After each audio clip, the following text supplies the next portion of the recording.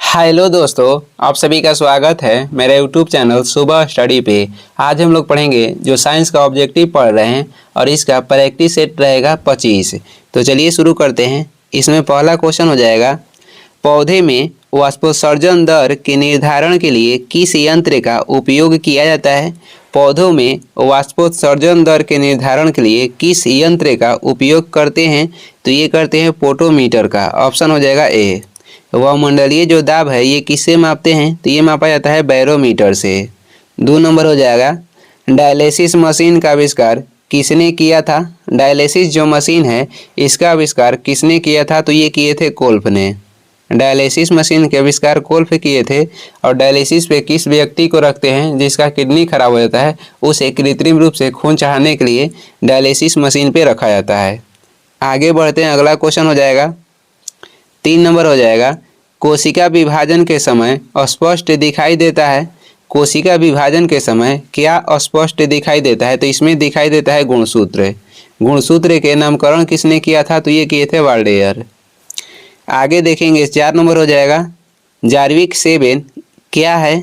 Jarvik 7 क्या है, तो जार्विक 7 एक कृत्रिम हृदय है। एक कृत्रिम हृदय है। आगे बढ़ेंगे, अगला हो जाएगा 5 नंबर देखेंगे, विश्व वन्यजीव कोष की स्थापना कब की गई। विश्व वन्यजीव कोष की स्थापना कब की गई, तो ये कब की गई थी। विश्व वन्यजीव कोष की स्थापना किया गया है 1973 में। ऑप्शन हो जाएगा ए। वन्य जीव संरक्षण जो अधिनियम था 1972 में लाया गया था। वन संरक्षण अधिनियम 1980 में लाया गया था। वही पर्यावरण संरक्षण अधिनियम कहेगा तो 1986 में लाया गया था। सार्क की स्थापना हुआ था 1985 में। 6 हो जाएगा, डबल रोटी के निर्माण में किस कवक का प्रयोग होता है, तो इसमें किस कवक के प्रयोग होता है, तो इसमें ये बताना है कि कौन सा कवक का डबल रोटी के निर्माण में प्रयोग होता है। सैक्रोमाइसीज, ये कवक के नाम हो जाएगा सैक्रोमाइसीज। आगे बढ़ेंगे 7 नंबर हो जाएगा, HIV सर्वाधिक नष्ट करता है। HIV जो है सर्वाधिक किसे नष्ट करता है, तो सर्वाधिक नष्ट करता है टी कोशिकाओं को। ऑप्शन हो जाएगा सी। 8 देखेंगे, दोहरा निषेचन किसमें होता है। दोहरा निषेचन किसमें होता है, तो ये होता है आवृत बीजी पौधे में। आवृत बीजी पौधे में आवृत बीजी पौधे हैं ये इनके जो बीज होते हैं इनमें आवरण पाया जाता है। वही अनावृत बीजी के जो पौधे हैं वो उसका जो बीज होता है वो नग्न होते हैं, यानी कि उस पर आवरण नहीं पाया जाता है। वनस्पति जगत के उभयचर किसे कहते हैं। ब्रायोफाइटा को वनस्पति जगत के उभयचर कहते हैं। 9 नंबर देखेंगे, जीव द्रव्य की खोज किसने की थी। जीव द्रव्य की खोज किसने की थी, तो ये किए थे डुजार्डिन। जीव द्रव्य के खोज किए थे डुजार्डिन। और जीव द्रव्य को नामकरण किसने किया था, तो ये किए थे पुरकिंजे। जैव विकास को पहली बार किसने समझाया था, तो ये लैमार्क समझाए थे। और चिकित्सा शास्त्र के जनक कहेगा तो ये हो जाएंगे हिपोक्रेटस। आगे बढ़ते हैं, अगला हो जाएगा 10 नंबर है, मलेरिया दिवस कब मनाया जाता है। मलेरिया दिवस मनाया जाता है 25 अप्रैल को। भोजपत्र किस पेड़ की छाल से प्राप्त होता है। भोजपत्र किस पेड़ के छाल से प्राप्त होता है, तो ये प्राप्त होता है बेट्यूला के पेड़ से। आगे देखेंगे, म्यूटेशनवाद के जनक कौन है। म्यूटेशनवाद के जनक कौन हो जाएंगे, तो ये हो जाएंगे हुगो डी ब्रिज। हुगो डी ब्रिज हो जाएंगे और इन्होंने उत्परिवर्तन के सिद्धांत भी दिए थे। जीव द्रव्य जो है जीवन के भौतिक आधार है, ये किसने कहा था, तो ये कहे थे हेक्सले ने। जीव द्रव्य जीवन के भौतिक आधार है, ये हेक्सले कहे थे। वर्गीकरण के जीवों के वर्गीकरण के पिता किसे कहा जाता है, तो कैरोलस लिनियस को कहा जाता है। आगे बढ़ते हैं, 13 नंबर हो जाएगा, पादप शरीर क्रिया विज्ञान का पिता किसे कहा जाता है। पादप शरीर क्रिया विज्ञान के पिता किसे बोला जाता है, तो ये बोला जाता है स्टीफन हेल्स को। पादप शरीर क्रिया विज्ञान के पिता स्टीफन हेल्स को बोला जाता है। अस्थि में कौन सा प्रोटीन पाया जाता है। अस्थि में कहेगा कौन सा प्रोटीन पाया जाता है, तो अस्थि में देखते हैं कौन सा प्रोटीन पाया जाता है, तो इसमें पाया जाता है ओसिन। अस्थि में ओसिन प्रोटीन पाया जाता है। कवक विज्ञान के जनक कौन है। कवक विज्ञान के जनक हो जाएंगे माइकेली। कवक के अध्ययन को माइकोलॉजी कहते हैं और कवक विज्ञान के जनक हो जाएंगे माइकेली। चने द्वारा पानी के अवशोषित होने की प्रक्रिया क्या है। चने द्वारा पानी के अवशोषित होने की जो प्रक्रिया है ये क्या हो जाएगा, तो ये हो जाएगा अंतःपरासरण। ऑप्शन हो जाएगा बी। आगे बढ़ते हैं, 17 नंबर हो जाएगा, शुगर बेबी किसकी प्रजाति है? शुगर बेबी ये तरबूज की प्रजाति है। अम्ल वर्षा का मुख्य अवयव क्या है? अम्ल वर्षा के मुख्य अवयव क्या हो जाएगा, तो इसमें सल्फर डाइऑक्साइड हो जाएगा। Nitrous oxide plus sulphur dioxide ये अम्ल वर्षा का मुख्य अवयव है। सर्वाधिक अम्ल वर्षा नॉर्वे में होता है और भारत में कहेगा तो ये सर्वाधिक होता है केरल तथा कर्नाटक में। आगे बढ़ते हैं, 19 नंबर हो जाएगा, अधिक विकिरण के संपर्क में आने से कौन सा रोग होता है? अधिक विकिरण के संपर्क में आने से कौन सा रोग होता है, तो कैंसर रोग। चर्म रोग किस विटामिन की कमी के कारण होता है? चर्म रोग किस विटामिन की कमी के कारण होता है? विटामिन B6 की कमी के कारण होता है। आगे देखेंगे, 21 हो जाएगा, कौन सी बीमारी प्रदूषण के कारण होती है या बढ़ जाती है? कौन सी बीमारी प्रदूषण के कारण होती है या बढ़ जाती है? तो ये हो जाएगा ब्रोंकाइटिस। ब्रोंकाइटिस हो जाएगा, जो कि किसे प्रभावित करती है, तो फेफड़ा को। आगे बढ़ते हैं, कृत्रिम गर्भाधान के लिए साँड के वीर्य को किसमें सुरक्षित रखते हैं? तो इसे रखा जाता है कहाँ पे, तो द्रव्य नाइट्रोजन में। आगे बढ़ते हैं, अगला क्वेश्चन हो जाएगा, कौन सा रोग जीवाणु के कारण होता है? तो इसमें जीवाणु के कारण होता है टीबी। मलेरिया होता है प्रोटोजोआ के कारण, खसरा वायरस से, पोलियो भी होता है वायरस से। 24 देखेंगे, समसूत्री विभाजन होता है। समसूत्री विभाजन किसमें होता है? तो समसूत्री जो विभाजन है ये जड़ की शीर्ष कोशिकाओं में होता है।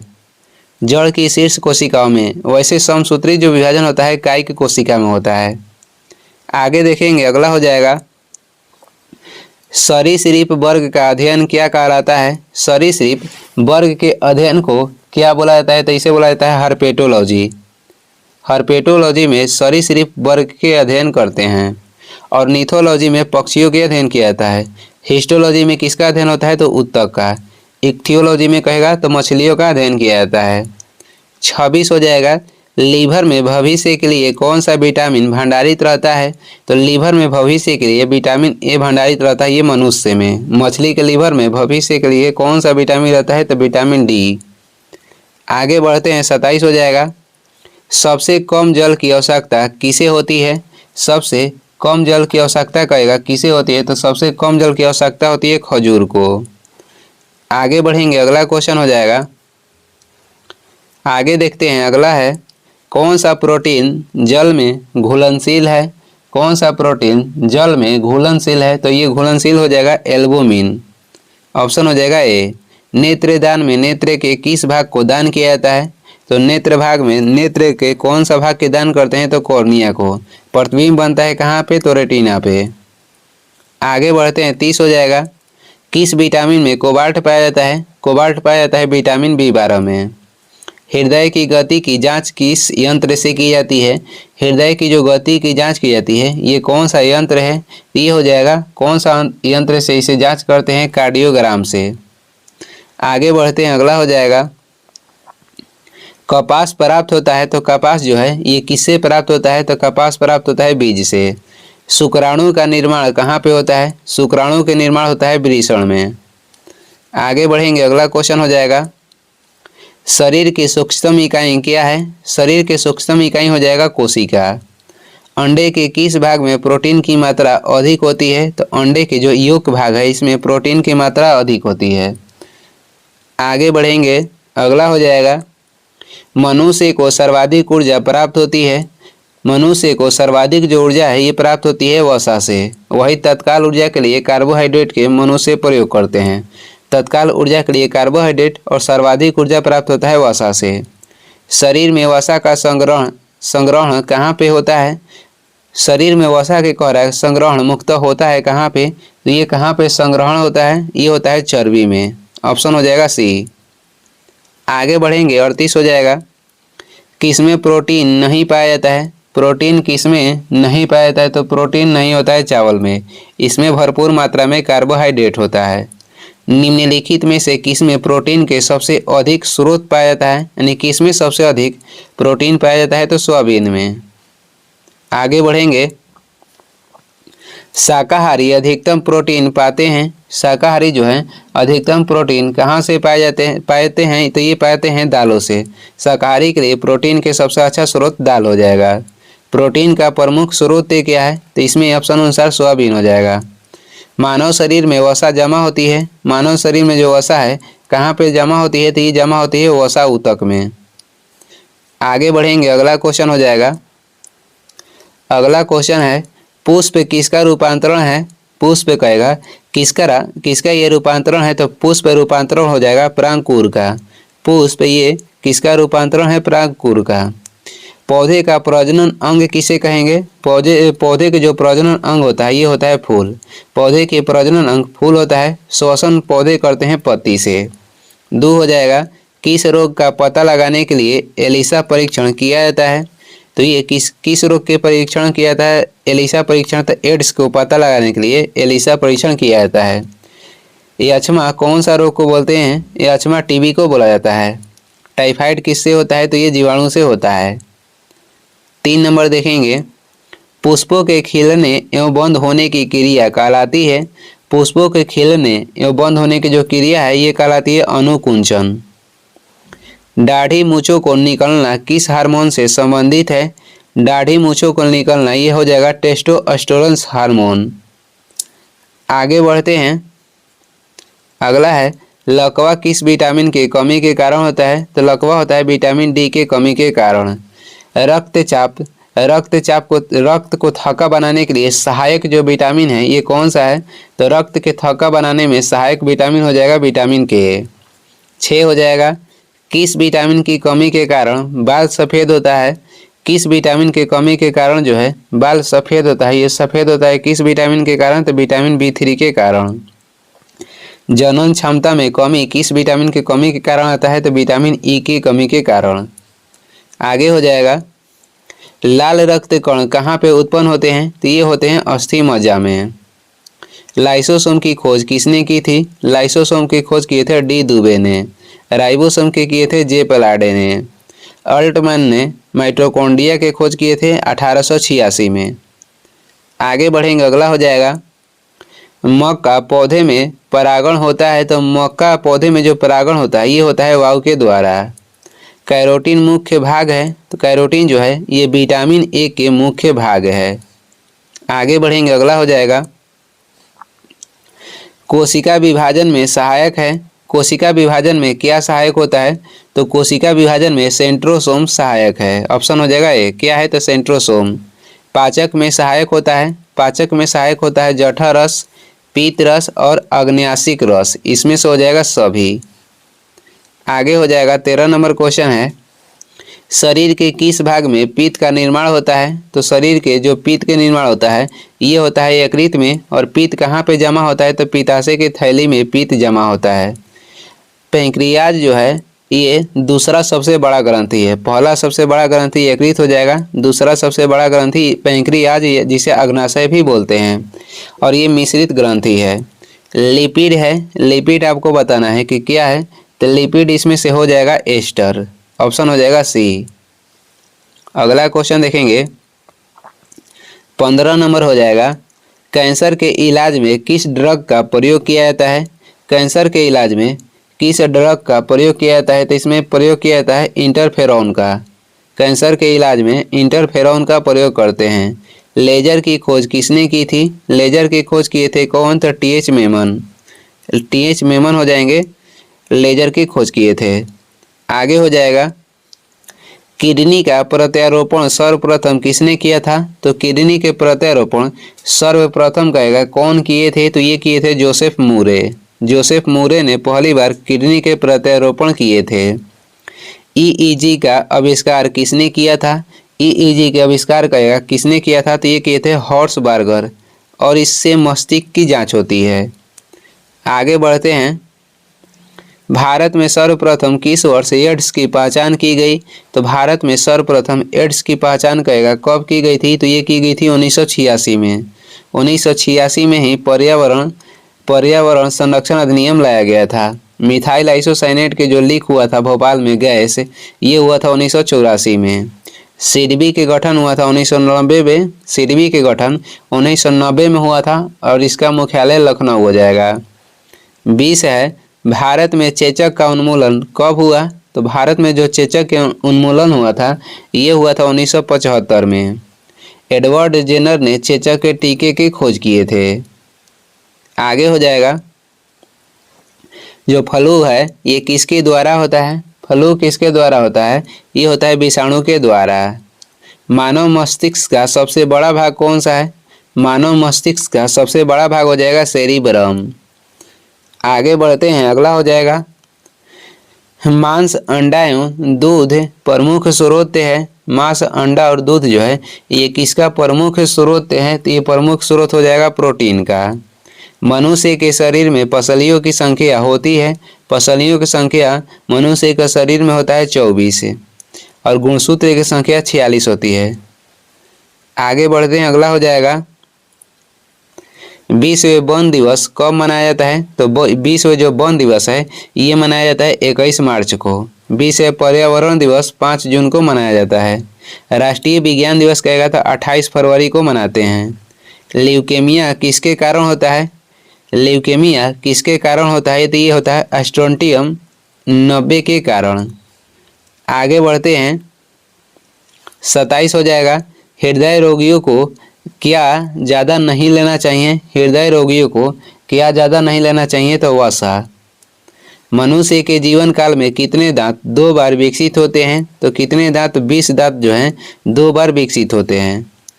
आगे हो जाएगा इंसुलिन प्राप्त होता है। इंसुलिन किससे प्राप्त होता है? तो ये प्राप्त होता है डहलिया, यहाँ पे होगा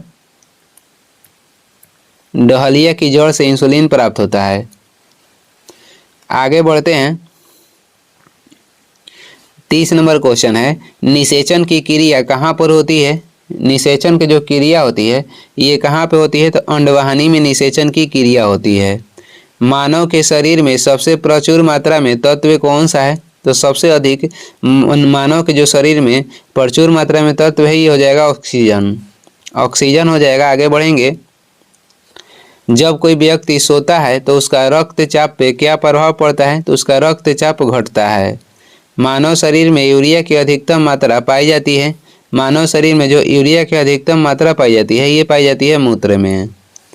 आगे बढ़ेंगे, अगला क्वेश्चन हो जाएगा कपास के रेशे मिलते हैं। कपास के जो रेशे हैं ये मिलते हैं किससे? तो बीज से। कौन सा विटामिन अंडे में बिल्कुल नहीं पाया जाता है? तो अंडे में कौन सा विटामिन बिल्कुल नहीं पाया जाता है? तो विटामिन सी हो जाएगा। आगे बढ़ेंगे, अगला हो जाएगा मानव मूत्र से सामान्यतः किस विटामिन का उत्सर्जन होता है? तो मानव मूत्र से सामान्यतः जो विटामिन का उत्सर्जन होता है ये हो जाएगा विटामिन सी। आगे बढ़ते हैं, अगला क्वेश्चन हो जाएगा पेप्सिन बदल देता है। पेप्सिन जो एंजाइम है ये किसको बदलता है? तो पेप्सिन जो है ये प्रोटीन को पॉलीपेप्टाइड में बदलता है। पेप्सिन एंजाइम प्रोटीन को पॉलीपेप्टाइड में बदलता है। आगे देखेंगे दूध में उपस्थित प्रोटीन है।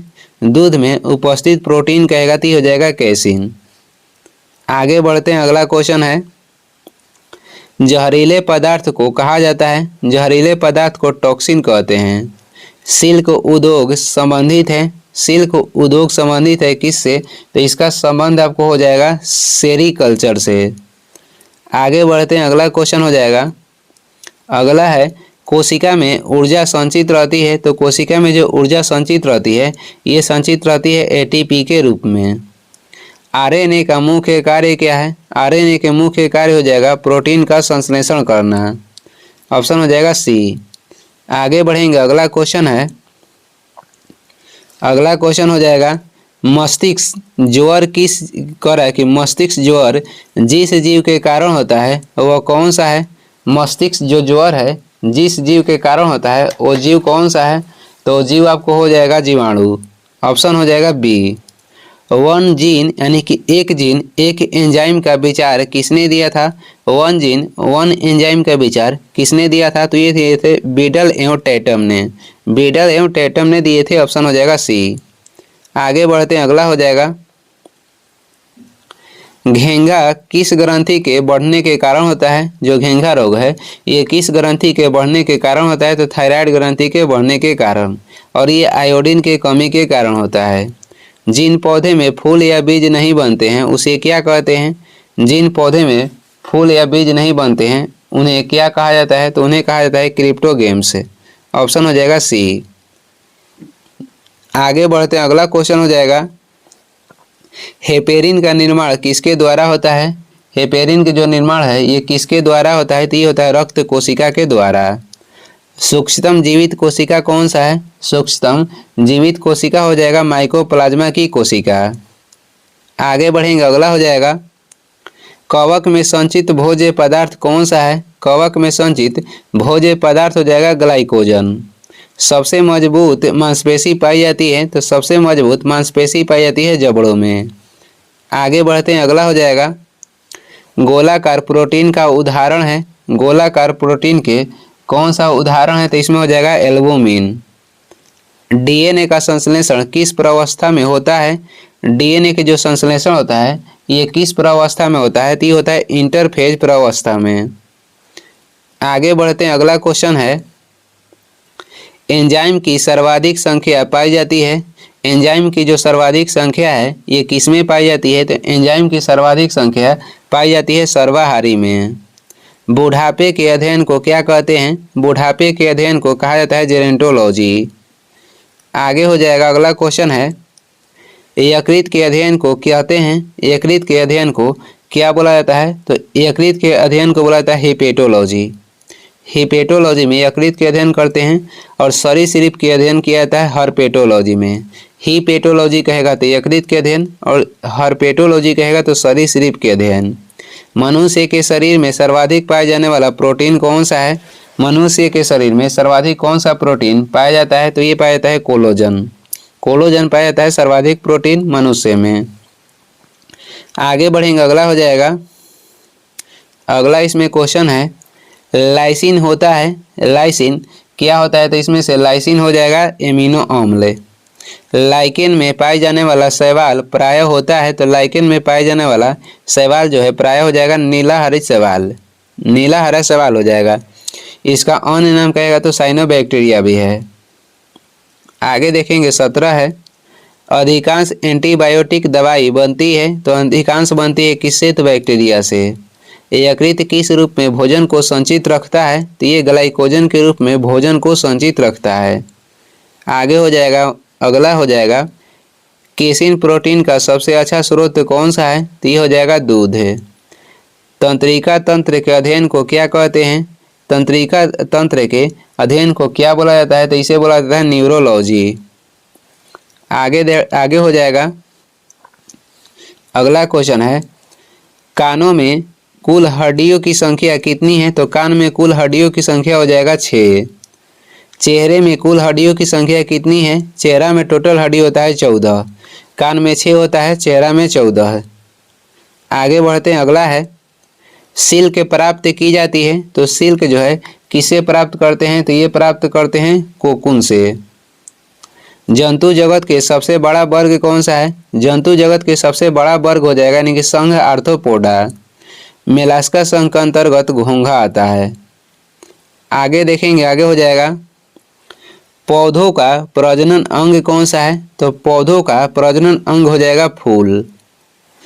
किस रोग में रक्त का थक्का नहीं बनता है? हीमोफीलिया जो रोग है इसमें रक्त का थक्का नहीं बनता है और ये आनुवांशिक रोग है।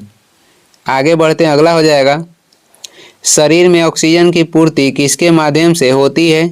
शरीर में जो ऑक्सीजन की पूर्ति होता है ये किसके माध्यम से होता है? ये होता है लाल रक्त कोशिकाओं के माध्यम से। आगे बढ़ते हैं, अगला क्वेश्चन हो जाएगा प्रजनन संबंधी सूचना एकत्र रहती है। तो प्रजनन संबंधी सूचना है ये किसमें एकत्र रहती है? तो ये रहती है आरएनए में। प्रजनन संबंधी सूचना एकत्र रहती है आरएनए में। थार मरुस्थल में किस प्रकार की वनस्पति उगती है? थार मरुस्थल में किस प्रकार के वनस्पति उगती है? तो थार मरुस्थल में उगती है किस प्रकार की वनस्पति? तो ये हो जाएगा जीरोफाइटस। दूषित जल पीने से कौन सा रोग हो सकता है? दूषित जल पीने से कौन सा रोग हो सकता है? तो ये हो सकता है हैजा। आगे बढ़ेंगे, अगला हो जाएगा रोहा किस अंग की बीमारी है? रोहा कह रहा है कि किस, यानी ट्रैकोमा इसे कहते हैं, किस अंग की बीमारी है? तो ये आँख की बीमारी है। हार्ट अटैक का कारण क्या है? हार्ट अटैक के कारण हो जाएगा कोलेस्ट्रॉल। आगे बढ़ेंगे, मानव रक्त में प्लाज्मा लगभग कितना प्रतिशत होता है? मानव के रक्त में प्लाज्मा होता है लगभग 55%। मानव के रक्त के 55% जो होता है ये प्लाज्मा होता है। ये कैसा होता है? तो रंगहीन होता है। और प्लाज्मा में कहेगा जल कितना होता है? तो 90% इसमें जल होता है। एंजाइम सहायक होते हैं। एंजाइम जो है किसमें सहायक होते हैं? तो ये सहायक होते हैं भोजन के पाचन में। आगे बढ़ते हैं, अगला क्वेश्चन हो जाएगा, टीबिया नामक अस्थि मानव शरीर में कहाँ पे पाई जाती है? तो टीबिया पाई जाती है टांग में। पौधों के रोगों का अध्ययन होता है, तो जो पौधे के रोग हैं ये किसमें इसका अध्ययन करते हैं? तो रोग विज्ञान में। आगे बढ़ते हैं, अगला क्वेश्चन हो जाएगा 37 देखेंगे, पिट्यूटरी ग्रंथि स्थित होती है, तो ये मस्तिष्क में स्थित होती है और ये सबसे छोटी ग्रंथि है। कौन सा विटामिन दूध में नहीं पाया जाता है? तो विटामिन जो सी है ये दूध में नहीं पाया जाता है। आगे बढ़ते हैं, अगला हो जाएगा कार्बोहाइड्रेट्स में आते हैं। कार्बोहाइड्रेट्स में क्या आते हैं? तो कार्बोहाइड्रेट्स में आ जाएंगे, इसमें ऑप्शन देख के बताइए, तो इसमें आ जाएंगे स्टार्च और शर्करा। आगे बढ़ते हैं, अगला क्वेश्चन है, निम्नलिखित में से किससे ऊर्जा प्राप्त नहीं होती है? किससे ऊर्जा प्राप्त नहीं होती है? तो ये विटामिन जो है इससे ऊर्जा प्राप्त नहीं होती है। निम्नलिखित में से किसे रक्षात्मक पदार्थ कहा जाता है? तो विटामिन को रक्षात्मक जो पदार्थ है इसे कहा जाता है और इसे कोई भी ऊर्जा प्राप्त नहीं होती है। आगे बढ़ते हैं, अगला हो जाएगा वनस्पति विज्ञान के जनक कौन है? तो वनस्पति विज्ञान के जनक हो जाएंगे थियोफ्रेस्टस। जीव विज्ञान के जनक हैं अरस्तु और वर्गीकरण विभाग के जनक हो जाएंगे कैरोलस लिनियस। पौधे के कार्य कौन सा भाग श्वसन करता है? तो पौधे के कौन सा भाग श्वसन करता है? पत्ती। आगे बढ़ते हैं, 3 नंबर हो जाएगा, सिनकोना पौधे के किस भाग से कुनैन प्राप्त होता है? तो ये प्राप्त होता है तने की छाल से और इसका प्रयोग करते हैं मलेरिया रोग में। फर्न पौधा किससे संबंधित है? फर्न जो पौधा है कर किससे संबंधित है? तो ये संबंधित है टेरिडोफाइटस से। टेरिडोफाइटस से संबंधित है फर्न पौधा। आगे हो जाएगा 5 नंबर, थार मरुस्थल की हरियाली बनती है। थार मरुस्थल की जो हरियाली है ये किससे बनती है? तो ये बनती है मरुद्भिद से। प्रकाश संश्लेषण तेज होता है। प्रकाश संश्लेषण तेज होता है लाल प्रकाश में। आगे बढ़ते हैं, अगला हो जाएगा, एक पेड़ की आयु का अनुमान लगाया जा सकता है। तो एक पेड़ के आयु का अनुमान तने के बने हुए वलयों को गिनकर लगाया जा सकता है। आगे बढ़ेंगे, अगला हो जाएगा, प्रकाश संश्लेषण के दौरान पैदा होने वाले ऑक्सीजन का स्रोत क्या है? प्रकाश संश्लेषण के दौरान जो ऑक्सीजन पैदा होता है या निकलता है इसका स्रोत तो हो जाएगा जल। और ये कौन विधि से निकलता है? तो उपचयन विधि से। आगे हो जाएगा, अगला क्वेश्चन है, अगला क्वेश्चन देखेंगे, प्रकाश संश्लेषण में पौधे द्वारा कौन सी गैस उपयोग की जाती है? उपयोग किया जाता है पौधे के द्वारा कार्बन डाइऑक्साइड गैस और छोड़ते हैं ऑक्सीजन। आगे हो जाएगा, अगला क्वेश्चन है, हरे फलों को कृत्रिम ढंग से पकाने हेतु प्रयुक्त गैस कौन सा है? हरे फलों को कृत्रिम ढंग से पकाने के लिए जो प्रयुक्त गैस है ये हो जाएगा एसिटिलीन। आगे देखेंगे, अगला क्वेश्चन है, पत्तियों का हरा रंग होता है क्योंकि इनमें उपस्थित होता है। तो इनमें उपस्थित होता है क्लोरोफिल और क्लोरोफिल के केंद्र में उपस्थित जो धातु है ये है मैग्नीशियम। मानव के जो रक्त है ये लाल क्यों होता है? तो हीमोग्लोबिन के उपस्थित के कारण। 12 नंबर देख लेंगे, पत्तियों के छिद्र जिनके द्वारा जल द्रव्य रूप में कभी कभी बाहर निकलता है उन्हें क्या कहते हैं? तो पत्तियों में जो छिद्र होता है जिनके द्वारा जो द्रव्य है कभी कभी बाहर निकलता है उसे क्या बोलते हैं? तो उसे बोलते हैं रंध्र यानी कि स्टोमेटा। आगे बढ़ेंगे, अगला क्वेश्चन हो जाएगा, अगला है, प्रकाश संश्लेषण के दौरान कौन सी गैस निकलती है? तो इसके दौरान निकलती है ऑक्सीजन गैस। पौधे मुख्यतः पोषण पाते हैं। पौधे जो हैं मुख्यतः कहाँ कैसे पोषण पाते हैं? तो ये पाते हैं भूमि से। आगे बढ़ेंगे, अगला क्वेश्चन हो जाएगा, पौधे जो खारे पानी में पैदा होते हैं उन्हें क्या कहते हैं? पौधे जो खारे पानी में पैदा होते हैं उन्हें कहता है हैलोफाइटस। प्याज का बदला हुआ रूप क्या है? तो प्याज के जो बदला हुआ रूप है ये हो जाएगा तना का।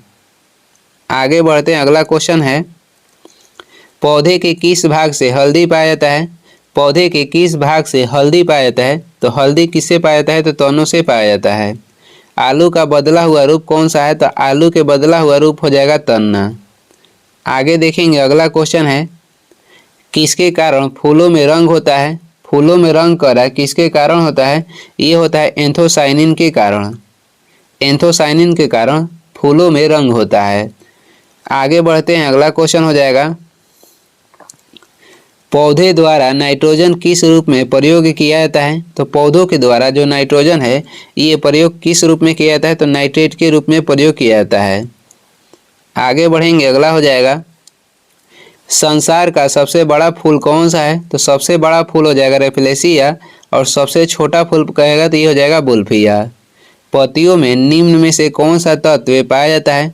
तो पत्ती में पाया जाता है कौन सा तत्व में मैग्नीशियम पाया जाता है जिसके कारण पत्ती जो है हरा होता है। आगे बढ़ेंगे, अगला हो जाएगा पर्णहरित में पाए जाने वाला धातु कौन सा है? पर्णहरित में पाए जाने वाला धातु हो जाएगा मैग्नीशियम। निम्नलिखित में वास्तविक फल कौन सा है? निम्नलिखित में कह रहा है कि वास्तविक फल इसमें से कौन है? तो इसमें से वास्तविक फल हो जाएगा लीची। आगे बढ़ेंगे, अगला क्वेश्चन है 25 देखेंगे फाइकोलॉजी में किसका अध्ययन किया जाता है? फाइकोलॉजी में शैवाल के अध्ययन करते हैं, माइकोलॉजी में कवक के अध्ययन करते हैं। पुष्पों का अध्ययन कहलाता है, पुष्पों के अध्ययन किसमें करते हैं? पुष्पों का अध्ययन किया जाता है एंथोलॉजी में। ऑप्शन हो जाएगा ए। फलों का अध्ययन क्या कहलाता है? फल के अध्ययन को क्या बोलते हैं? तो फल के अध्ययन को बोला जाता है क्या? तो पोमोलॉजी में फल के अध्ययन करते हैं। स्पर्मोलॉजी में किसका अध्ययन किया जाता है? तो बीजों का। वन अनुसंधान संस्थान कहाँ पर स्थित है? ये स्थित है देहरादून में। आगे बढ़ेंगे, अगला क्वेश्चन हो जाएगा हाइड्रोपोनिक्स संबंधित है। हाइड्रोपोनिक्स कह रहा है संबंधित है मिट्टी के बिना पौधे की वृद्धि से हाइड्रोपोनिक्स संबंधित है। प्रकाश संश्लेषण की क्रिया होती है, तो प्रकाश संश्लेषण की जो क्रिया है ये किसमें होता है? ये होता है क्लोरोप्लास्ट में। आगे बढ़ेंगे, अगला क्वेश्चन है भारतीय वनस्पतिक सर्वेक्षण का मुख्यालय कहाँ पर है? तो इसका मुख्यालय स्थित है कोलकाता में। प्राकृतिक वर्ण सिद्धांत का प्रतिपादन किसने किया था? प्राकृतिक वर्ण के सिद्धांत के प्रतिपादक किए थे चार्ल्स डार्विन ने। पहली बार जैव विकास को किसने समझाया था? लैमार्क समझाए थे। और आनुवंशिकी के नियम के खोज किए थे ग्रेगरी मेंडल। आगे बढ़ेंगे, अगला हो जाएगा प्रकाश संश्लेषण होता है, तो प्रकाश संश्लेषण जो है केवल दिन में होता है। पौधे में वाष्पोत्सर्जन की क्रिया किसमें होती है?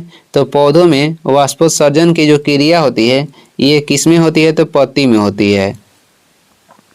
आगे हो जाएगा, अगला क्वेश्चन है अफीम पौधे के किस भाग से प्राप्त होता है? तो अफीम जो प्राप्त होता है पौधे के किस भाग से प्राप्त होता है? तो ये फूल से प्राप्त होता है।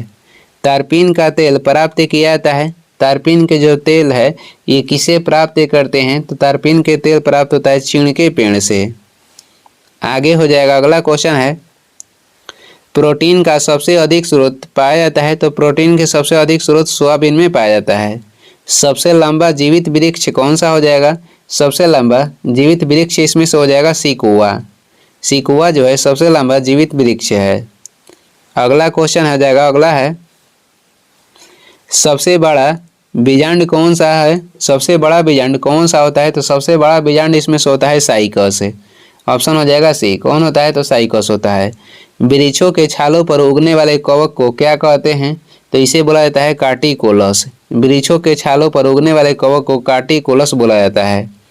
आगे हो जाएगा भारतीय कृषि अनुसंधान संस्थान कहाँ पर स्थित है? तो ये स्थित है नई दिल्ली में। और ये इस वीडियो के लास्ट क्वेश्चन है। वीडियो को लास्ट तक देखने के लिए धन्यवाद। वीडियो पसंद आ रहा है तो लाइक कर दें, चैनल पर नए हैं तो सब्सक्राइब कर दें। कुछ सुझाव एवं सलाह देना है तो कमेंट करके ज़रूर बताएं। Thank you.